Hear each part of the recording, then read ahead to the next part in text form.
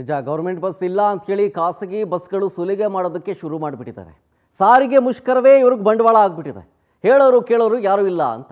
ಬೆಂಗಳೂರಿನಲ್ಲಿ ಈ ಥರ ಸಮಸ್ಯೆ ಇಲ್ಲ, ಬೇರೆ ಬೇರೆ ಜಿಲ್ಲೆಗಳಲ್ಲೇ ಆಗ್ತಾ ಇರೋದು. ಇಲ್ಲಿ ಹೆಚ್ಚು ಅದೇ ಕೇಸಸ್ ಜಾಸ್ತಿ ಇರೋದು.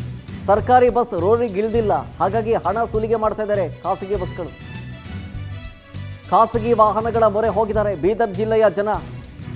ಇನ್ನೇನು ಮಾಡೋದು ಸ್ವಾಮಿ, ಬಸ್ ಇಲ್ವಲ್ಲ ಅಂತ ಖಾಸಗಿ ವಾಹನ ಮಾಲೀಕರಿಂದ ದುಪ್ಪಟ್ಟು ಹಣವನ್ನು ವಸೂಲಿ ಮಾಡಲಾಗ್ತಾ ಇದೆ. ಬೀದರ್ನ ಬಸ್ ಸ್ಟ್ಯಾಂಡ್ನಲ್ಲಿ ಖಾಸಗಿ ವಾಹನಗಳು ಎಂಟ್ರಿ ಕೊಟ್ಟಿದ್ದಾವೆ.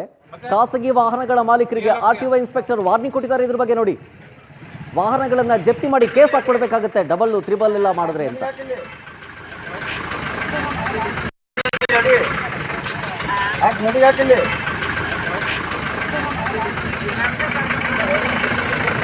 ಗಾಡಿ ಫೋಟೋ ಹೊಡ್ಕೊಳ್ಳ, ಎರಡು ಫೋಟೋ ಹೊಡ್ಕೊ.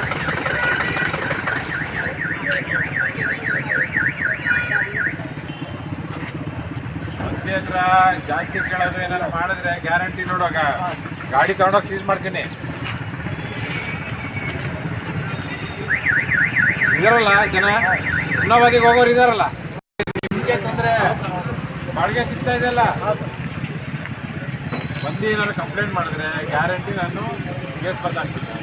ಕೇಸ್ ಬರೆದ್ರೆ ನಿಮಗೆ ಕಟ್ಟಲಿಕ್ಕೆ ಗೊತ್ತು ತಾನೆ, ಗಾಡಿ ಬ್ಲಾಕ್ ಲಿಸ್ಟ್ ಆಗುತ್ತೆ. ಆಮೇಲೆ ನೀವೇ ಕಟ್ಬೇಕು ದಂಡ.